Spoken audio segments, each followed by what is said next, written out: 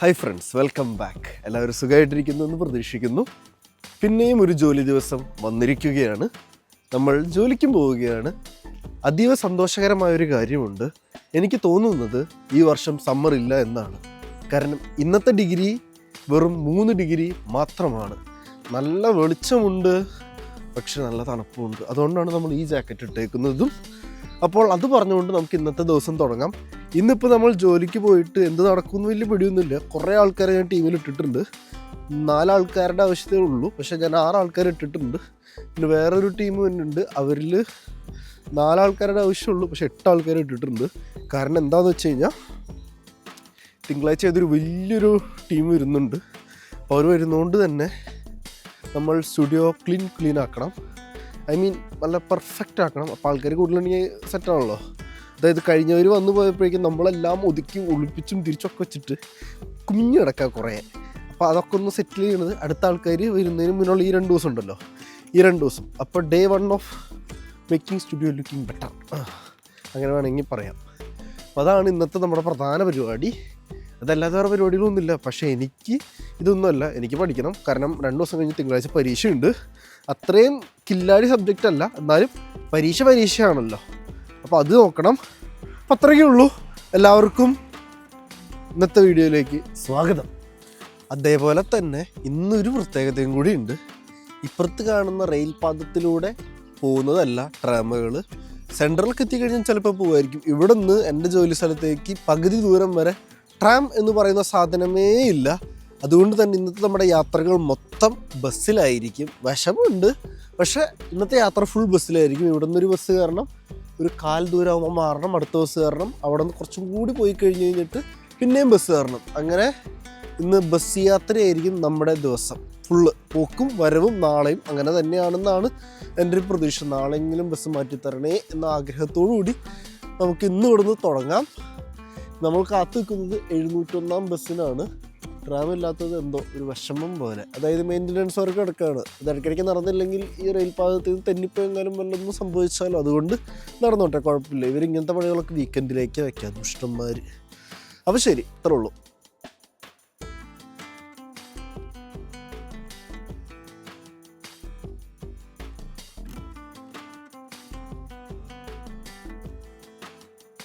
കാലത്തെ തിരക്കിലാണ് എല്ലാവരും. 6 ആൾക്കാരുണ്ടെന്ന് ഞാൻ പറഞ്ഞില്ല. 6 ആൾക്കാർ ജോലിക്ക് വന്നിട്ടുണ്ട്. അപ്പോൾ 6 ആൾക്കാരും അവരുടേതായ കാര്യങ്ങൾ ചെയ്തുകൊണ്ടിരിക്കുന്നു. കുഴപ്പമില്ല ഇതുവരെ. ഒന്നാമത്തെ ആൾ ഇവിടെ പണി ചെയ്യുന്നത് പോലെ ഇവിടെ അഭിനയിച്ചുകൊണ്ടിരിക്കുന്നു. Hello, how are you sir? Don't show this much attitude. Just give a hi for my subscribers. I'm fine, but I'm eating now. Okay, so you don't want to show yourself? It's fine. രണ്ടാമത്തെ ആള് നമ്മുടെ ക്യൂട്ടാമി sir. ജാടയാ. Okay, she's good. അടുത്ത 3 നമ്മുടെ 3 വേട്ടാവിളിയന്മാർ ഇവിടെ ഉണ്ട്. അവന്മാരെ കാണിച്ചു തരാം. അവന്മാർക്ക് എന്താ പ്രശ്നമൊന്നുമില്ല. ഇത് I am very good, my man. What are you guys talking here? About Agnieszka Binka. How are you? I don't know. Okay, bye. How are you? What is that? Is it for something else? Oh, are you Spider-Man? I'm good. Okay. What are you doing today? I'm Iron Man. Oh my god. Okay. I'm Iron Man. You're here also? Why are you here? I'm fine, Paul. Okay, bye. You know what, pa?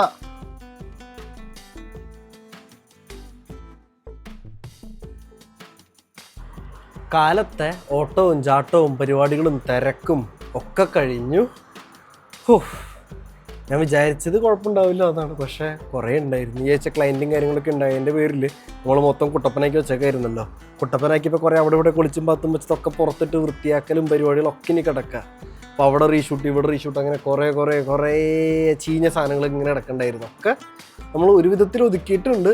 ഇനി നമ്മൾ തിരക്ക് കഴിഞ്ഞ് ഇനിയിപ്പോൾ ബ്രേക്കിനൊക്കെ പോയി വന്ന് ഇനി മുറി, ഈ പറയുന്ന നമ്മുടെ മെയിൻ റൂം, അതായത് നമ്മുടെ പണികൾ നടക്കുന്ന സ്ഥലം വൃത്തിയാക്കുന്ന ഒരു ചടങ്ങുണ്ട്. അതിലേക്ക് നമ്മൾ കിടക്കുന്ന സമയമാകും ഇനി കുറച്ചും കൂടി കഴിഞ്ഞ് കഴിഞ്ഞാൽ.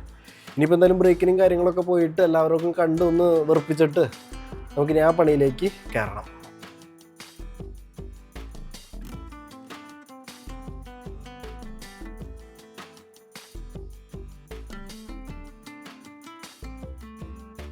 നമുക്ക് മാത്രമേ നമ്മളെ ഫിക്സ് ചെയ്യാൻ പറ്റുള്ളൂ. രണ്ടാമതൊരാൾക്ക് നമ്മളോട് എന്തും പറയാൻ പറ്റും, നമ്മളെ മോട്ടിവേറ്റ് ചെയ്യാൻ പറ്റും, ചിലപ്പോൾ എന്തും നമ്മുടെ ചുറ്റിൽ നിന്ന് പറയാൻ പറ്റും. ചിലപ്പോൾ നമ്മൾ അതിനകത്തൊക്കെ സെറ്റ് ആയേക്കാം, പക്ഷേ അത് നമ്മളും കൂടി വിചാരിക്കണം. ഏറ്റവും എളുപ്പത്തിൽ പറഞ്ഞാൽ we can only fix our self.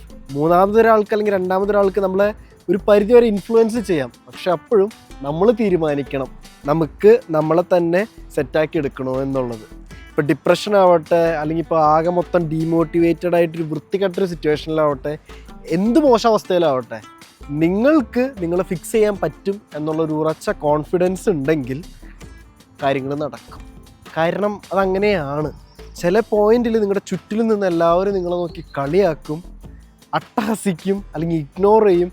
എല്ലാ തരം സിറ്റുവേഷൻസും ഉണ്ടാവും. പക്ഷേ നിങ്ങൾക്കിപ്പോൾ നിങ്ങളുടെ അവിടെ എന്തെങ്കിലും ഡൗൺഫോൾ ഉണ്ടോ, അല്ലെങ്കിൽ നിങ്ങൾക്കൊരു പ്രശ്നമില്ലേ, നിങ്ങൾ അടുത്ത ആക്ഷൻ നിങ്ങളുടെ എങ്ങനെ വേണം എന്നുള്ള ഒരു സംഭവം നിങ്ങൾക്ക് ഒന്നല്ലേ സെറ്റ് ചെയ്തെടുക്കാം, അല്ലെങ്കിൽ എന്തെങ്കിലും ഒരു പ്രശ്നം ഉണ്ടെങ്കിൽ അത് നിങ്ങളിൽ ഫിക്സ് ചെയ്തെടുക്കാം.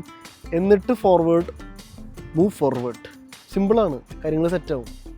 എന്നിട്ട് കുറച്ചും കൂടി അങ്ങോട്ട് ഫോർവേഡ് പോയി കഴിഞ്ഞാൽ നിങ്ങളെ കളിയാക്കിയവരൊക്കെ അവിടെ തന്നെ നിൽക്കും, നിങ്ങൾ ഫോർവേഡ് എത്തിയിട്ടുണ്ടാവും. ഇപ്പോൾ ലൈഫ് എന്ന് പറയുന്നത് അത്രയൊക്കെ ഉള്ളൂ. ഇന്നത്തെ മോട്ടിവേഷൻ നിങ്ങൾക്ക് ഇഷ്ടപ്പെട്ടു എന്ന് ഞാൻ പ്രതീക്ഷിക്കുന്നു.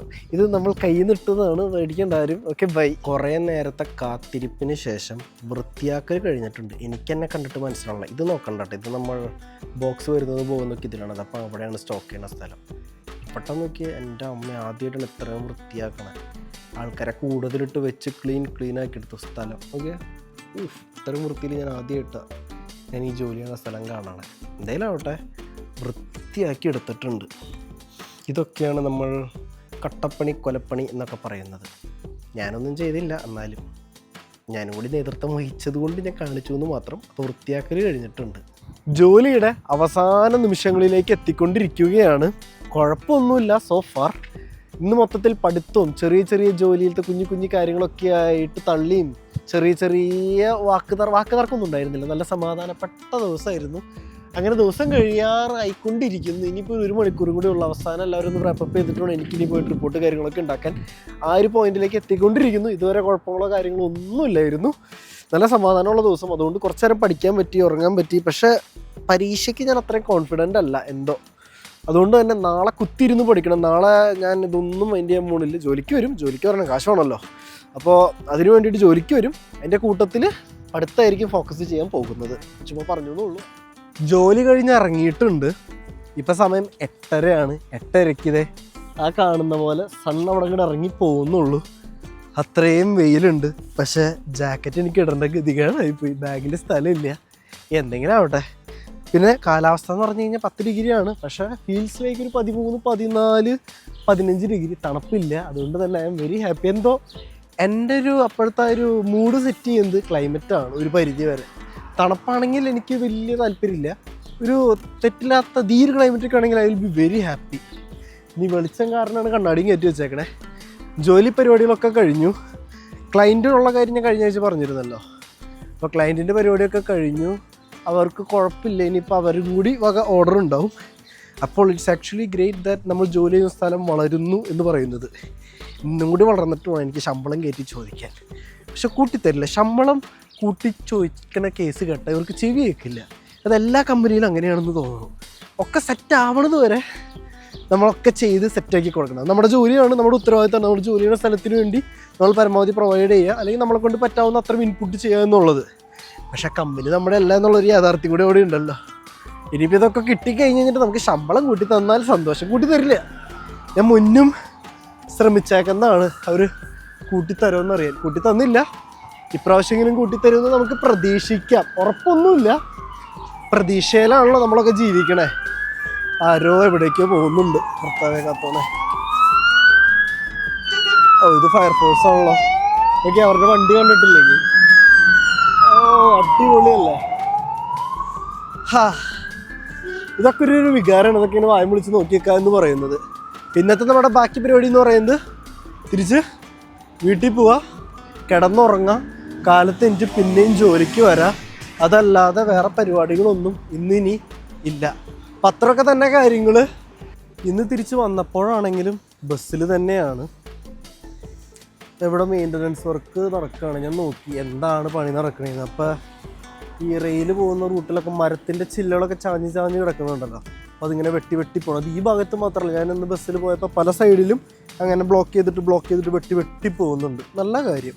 ഞാൻ മരം ഒടിഞ്ഞു കൊണ്ട് പ്രശ്നമാകുന്നതിന് മുന്നേ ആ മരത്തിൻ്റെ ചില്ലകളെ വെട്ടുന്നുള്ളൂ, മരം മൊത്തത്തിൽ വെട്ടുന്നില്ല. മരം മൊത്തത്തിൽ വെട്ടുന്നുണ്ട്, അത് അത്രയും കേട് പിടിച്ച് നാശമായി നിൽക്കുന്ന മരങ്ങൾ മാത്രം. അവൻ വെട്ടുന്നതിൻ്റെ കൂട്ടത്തിൽ അതിൻ്റെ അടുത്ത് തന്നെ ഓരോ മരത്തൈ വെക്കുന്നു. അത് നമ്മുടെ നാട്ടിൽ നടക്കുമോ? വെട്ടിപ്പോവും. നട്ട് പോണ പരിപാടി നമ്മുടെ നാട്ടിലുണ്ടാവില്ല. ഇവിടെ അങ്ങനത്തെ ഒരു നല്ല പരിപാടിയുണ്ട്. വെട്ടണേൻ്റെ കൂട്ടത്തിൽ വെച്ചും പോവും. എവിടൊക്കെ ഒരു ഗ്യാപ്പ് കിട്ടുമോ അവിടെ ഒക്കെ മരം വെക്കും. അതേ കണ്ടില്ല, ഈ റോഡിൻ്റെ 2 സൈഡിലും മരം വെച്ച് പോയേക്കണത്. അതേപോലെ ഇവിടെ എവിടെയൊക്കെ വെക്കാൻ സ്ഥലമുണ്ടോ ഇവിടെ ഒക്കെ അവരെങ്ങനെയൊക്കെ വെക്കും.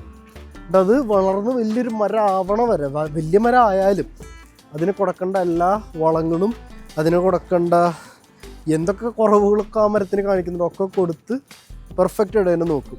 ആ മരത്തിനെ ഒരു ഇതിലും രക്ഷിക്കാൻ പറ്റില്ല എന്നുള്ളൊരവസ്ഥയാണെങ്കിൽ മാത്രമേ അത് വെട്ടിക്കളയുള്ളൂ. ഫോർ എക്സാമ്പിൾ ലൈവായിട്ട് കാണിച്ചു തരാം. കഴിഞ്ഞ വർഷം നിങ്ങൾ അവിടെ നിൽക്കണ മരങ്ങൾ കണ്ട കുറേ വലുത്, അതേപോലെ ഇവിടെയും ഒരു മരം ഉണ്ടായിരുന്നു. അത് ഭയങ്കര കേടായിരുന്നു. കഴിഞ്ഞ വർഷം വെട്ടിക്കളഞ്ഞു. ഇതെവിടെ ആ മരം നട്ടു, അപ്പോൾ ആ വലിപ്പായി ഒറ്റ വർഷം കൊണ്ട്.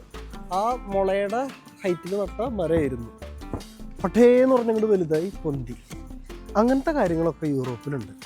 എനിക്ക് ഇവിടെ വേറെ കുറേ കാര്യങ്ങളോട് യോജിപ്പില്ലെങ്കിലും ഇങ്ങനത്തെ ഈ ഒരു കാര്യത്തിനോട് ഭയങ്കര യോജിപ്പാണ്. അവർ ആ ഒരു സംഭവം മെയിൻറ്റെയിൻ ചെയ്ത് കൊണ്ടുപോകുന്നൊരിത് പെർഫെക്റ്റ്. നമ്മുടെ നാട്ടിലും വരട്ടെ.